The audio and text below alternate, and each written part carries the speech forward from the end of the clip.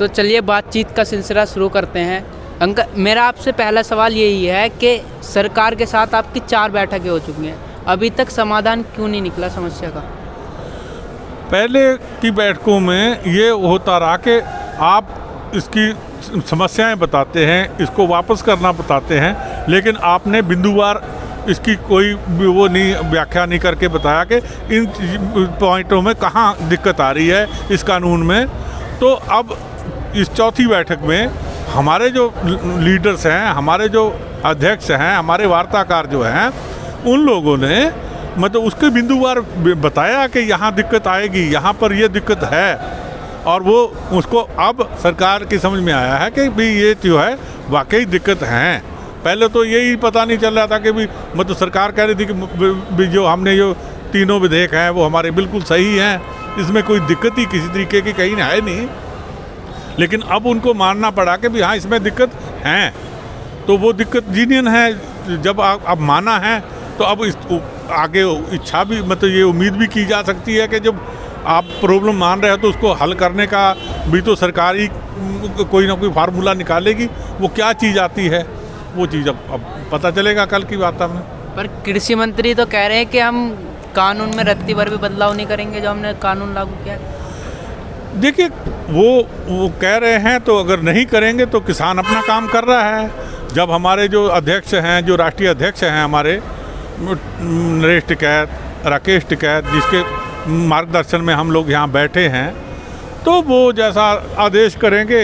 लेकिन हम तो पूरी तैयारी के साथ आए हुए हैं, हम लंबे संघर्ष के लिए तैयारी के साथ आए हैं, और जैसा उनका आदेश मिलता रहेगा उसी हिसाब से हम कार्रवाई करते रहेंगे। मिनिमम सपोर्ट प्राइस के लिए जो हम लोग जो किसान बार बार कह रहा है वो इसलिए ज़रूरत है कि क्योंकि गन्ने के लिए केन कंट्रोल एक्ट बना हुआ है, उसमें बिल्कुल प्रावधान है उसकी 14 दिन की सरकारी मतलब पेमेंट करने के। जो गन्ने की फसल की बिक्री के 14 दिन में वो पेमेंट करना होता है, उसके लिए बाकायदा कानून है। नहीं तो 12% जो है प्रति वर्ष के हिसाब से उसके में ब्याज देना होता है।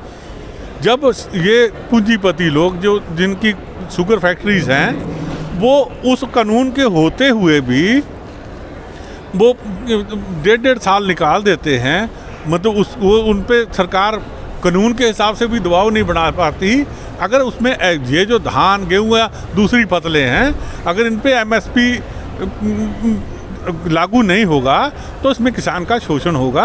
उसकी जो बड़ी वजह है ये है क्योंकि जो जिसका प्रावधान ही नहीं होगा तो और उसकी जुडिशरी के लिए जाने का कोई रास्ता नहीं होगा, वो बंद कर दिया गया, तो उसमें MSP की उम्मीद नहीं की जा सकती।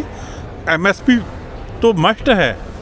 आज देश में सिर्फ मतलब जो है 4 से 6% लोग 6% लोग जो है वो MSP के बारे में जानता था और उसका लाभ ले रहा था। पहले 94% जो लोग हैं वो MSP का मतलब ही नहीं जानते।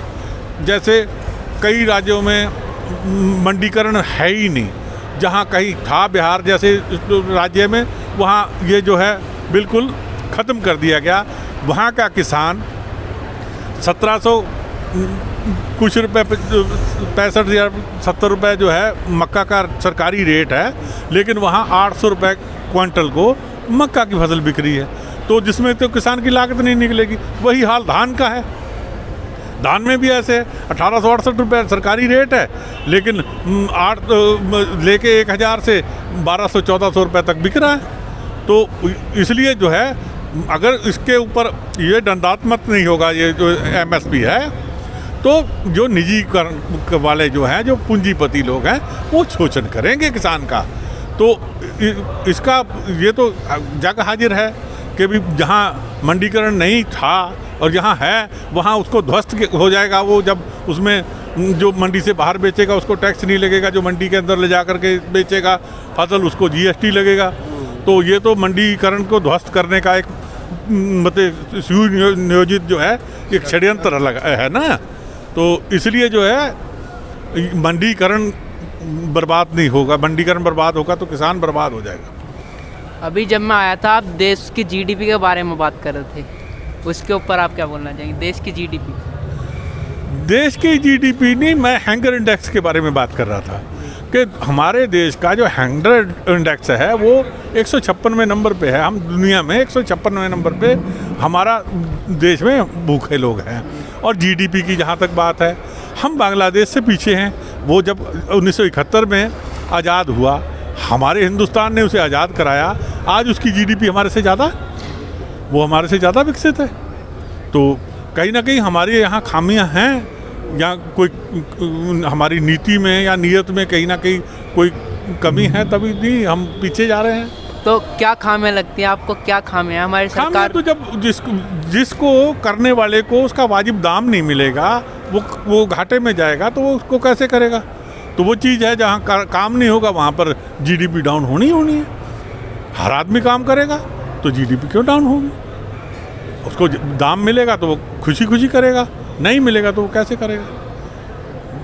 और सरकार से अब आपका मतलब आपका इस कानून जो सरकार ने कानून लगाया है उसमें आपको क्या खामियां लगती हैं, क्या गलतियां उसमें तो वो टोटली जो एक समर्पण भाव जो है किसान को छोड़ कर किसान के हित में किसान को ख़त्म करने के हिसाब से और निजीकरण को बढ़ावा देने के लिए, कॉन्ट्रैक्ट फार्मिंग को बढ़ावा देने के लिए जो है वो सब उसके प्रावधान किए हुए हैं।